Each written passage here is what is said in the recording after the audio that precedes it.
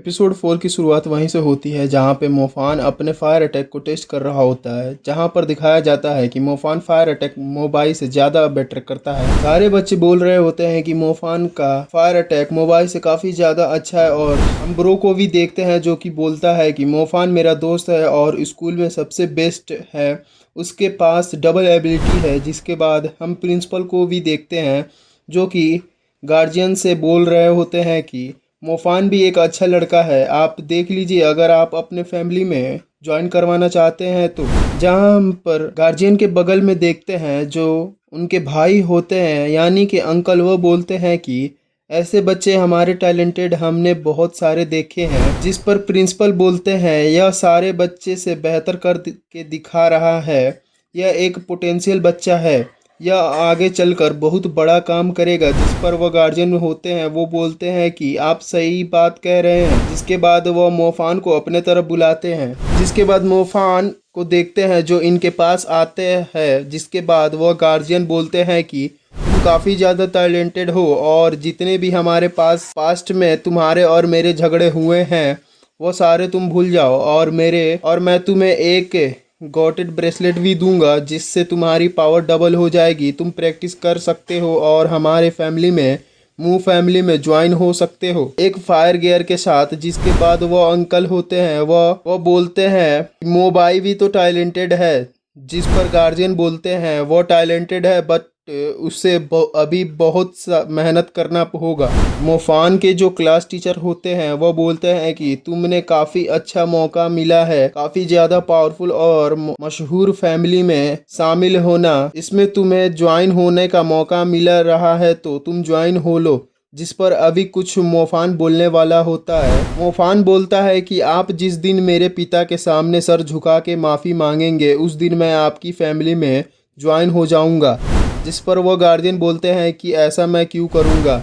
जिस पर वह बोलता है कि आपने हमें जब मैं आपकी बेटी से शादी करने के लिए बोला था तब आपने हमें मारा था और मेरे पापा को अपने पैर के नीचे झुकाया था, जो कि तो इस चीज़ का मुझे रिवेंज चाहिए और आप मेरे पिता से माफ़ी मांगेंगे तभी मैं आपकी बेटी से शादी करूंगा और आपके फैमिली में ज्वाइन होऊंगा। जिसके बाद इनकी बहस काफ़ी लंबी ऐसे ही चलती रहती है इनकी फैमिली के बीच लेकर। जिसके बाद फाइनली डिसाइड होता है कि जो गार्जियन होते हैं वो बोलते हैं कि 2 साल के बाद तुम मेरे एक फैमिली मेंबर से फाइट करोगे, अगर तुम जीत गए तो मैं तुम्हारे पिता से माफ़ी मांगूंगा और तुम नहीं जीते तो तुम इस स्कूल से दफ़ा हो जाओगे और इस शहर से भी तुम्हें निकाल दिया जाएगा। जिस पे मोफान भी रेडी हो जाता है और यहीं से नेक्स्ट सीन बदल जाता है। जिसके बाद हम ब्रो को देखते हैं जो कि मोफान से बोलता है कि तुम्हें पता है ना कि ओयोंग कितना ज़्यादा टैलेंटेड बच्चा है। जिस पर मोफान बोलता है कि हाँ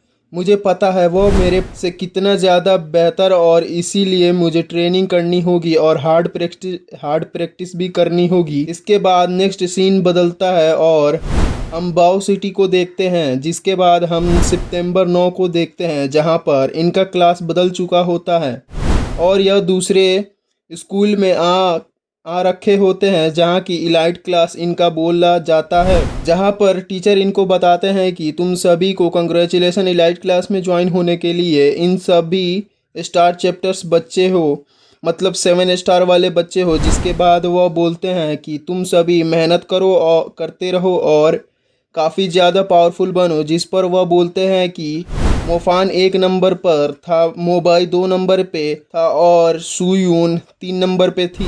जिसके बाद हम एक बच्चे को देखते हैं जो कि बोलता है कि मोफान 1 नंबर पे कैसे आ गया। जिस पर उसकी बगल में जो लड़की होती है वो बोलती है कि चुप रहो, मोफान सुन रहा है। जिसके बाद टीचर बोलते हैं कि मिस टांग आपकी न्यू क्लास टीचर होगी। जिस पर दिखाया जाता है कि मिस टांग काफ़ी ज़्यादा खूबसूरत होती हैं, जिस पर लड़के साले गलत नज़र लगा रहे होते हैं।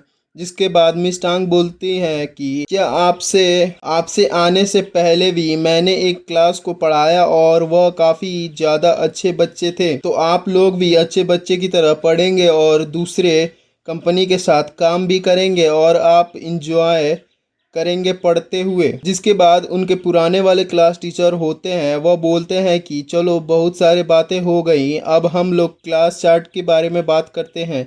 जिसके बाद वह ब्रेसलेट को लेते हैं और स्क्रीन पर दिखाते हैं कि यह ब्रेसलेट जो भी टॉप 3 बच्चे हैं उन्हें 1 महीने के लिए इस्तेमाल करने के लिए मिलेगा। जिसके बाद टीचर बोलते हैं कि मोफान से कि तुमने गार्डियन को गुस्सा दिलाया था तो पनिशमेंट के तौर पर तुम्हें 10 दिनों के लिए ही मिलेगा यह ब्रेसलेट, बाकी बच्चों को 1 महीने के लिए ही मिलेगा और जो 4 नंबर से आते हैं उनको 1 महीने के लिए मिलेगा, लेकिन वो आपस में ब्रेसलेट को एक दूसरे को देकर प्रैक्टिस करेंगे। जिसके बाद उन्हीं में से एक बच्चा पूछता है कि सर अगर हम ब्रेसलेट यूज करते हैं तो अगर हमसे कोई गलती हो गई या फिर गुम हो गया तो क्या होगा। जिसमें टीचर बताते हैं कि अगर तुम गलती करते हो, गुम हो गया या फिर डैमेज हो गया, टूट गया, कुछ भी हुआ तो ब्रेसलेट के साथ तुम्हें भी पनिशमेंट मिलेगी और टेंशन मत लो, तुम्हें स्कूल से नहीं निकाला जाएगा। जिसके बाद हम मोफान को देखते हैं जो कि अपने मन में बोलता है कि यह ब्रेसलेट हमारे प्रोग्रेस को काफ़ी ज़्यादा फास्ट कर देता है और वह बोलता है कि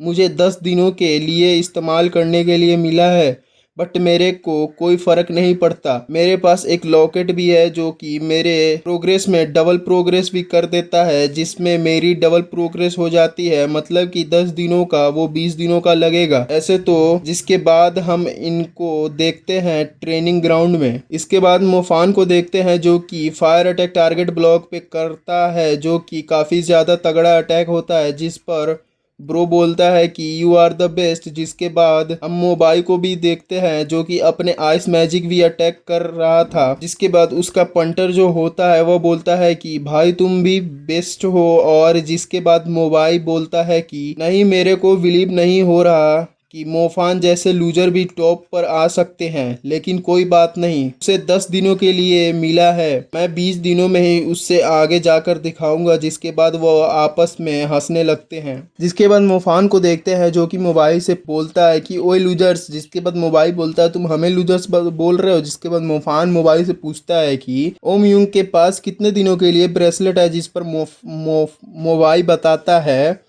कि उसके पास पूरे 6 महीने के लिए वो ब्रेसलेट है और वह तुमसे काफ़ी ज़्यादा ताकतवर है और ख़ास तौर से मैजिक करता है वाटर का, इसलिए उसके पास आइस मैजिक और वाटर मैजिक 2 मैजिक हैं जो कि काफ़ी तगड़ा। और दूसरा वह हमारे अमीर जैसे फैमिली में है तो वह तुमसे काफ़ी अभी हार नहीं सकता। उसके पास मेटल वाला आर्मर होगा जो मैजिक को पेनिट्रेट करता है। जिसके बाद गुस्से से उसे झगड़ा करने लगता है। जिसके बाद मोबाइल बोलता है कि हमें जो स्कूल से ब्रेसलेट मिला है वो ना बस हमारे ताकत को 20% ही बढ़ाता है, और जो ओमोंग के पास ब्रेसलेट है वह 6 महीने के लिए होता है और वह 6 महीने में जो प्रैक्टिस करेगा उसके बाद उसका जो लेवल है वह लेवल 2 पर चला जाएगा। इसके बाद उसकी आइसबर्ग लेवल पर आ जाएगा और तुम लोग अभी फर्स्ट लेवल पर हो, तुम्हें सेकंड लेवल पर जाने के लिए बहुत ज़्यादा ऊर्जा ज़रूरत पड़ेगी। इसके बाद नेक्स्ट सीन में हम मिस टांग को देखते हैं जो कि फायर मैजिक कर रही होती है। जिसके पास एक्सीडेंटली में हम मोफान को देखते हैं जो कि रात में छत के टेरेस पर बैठा होता है और वह लॉकेट को देख रहा होता है और बोलता है कि यह लॉकेट आखिरकार हमारे परसेंटेज कैसे बढ़ाएगा। जिसके बाद वह उस लॉकेट को अपने हाथ में पहन लेता है और मन में प्रैक्टिस करने लगता है। जिसके बाद वह उसे नहीं होता तो वह आंखें खोल लेता है।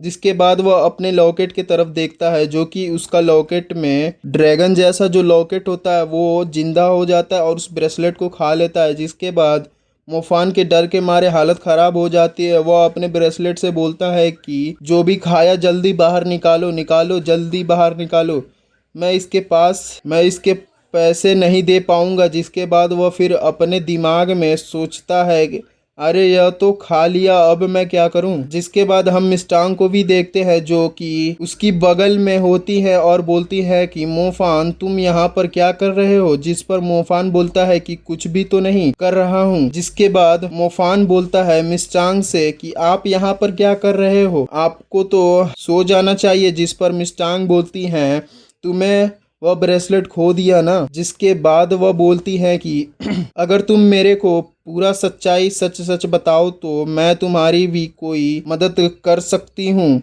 जिसके बाद मूफान खड़ा होता है और अपने ब्रेसलेट को हाथ में लेकर उन्हें दिखाता है। जिसके बाद वह अपने लॉकेट में मिस्टांग की तरफ करते हुए बोलता है कि मैं ब्रेसलेट के साथ प्रैक्टिस कर रहा था, तभी यह लॉकेट ऑटोमेटिकली जिंदा हो गया और उसे खा लिया। जिसके बाद मिस्टांग उसकी लॉकेट उठाकर देखती हैं और बोलती हैं कि यह लॉकेट तुम्हें कहाँ से मिला। जिस पर मूफान बताता है कि हमें हमारी फैमिली में कोई मेंबर था, उसने हमें दिया था। जिसके बाद मिस्टांग उसे बताती हैं कि तुम्हें तुम्हारे लॉकेट के बारे में कुछ पता है।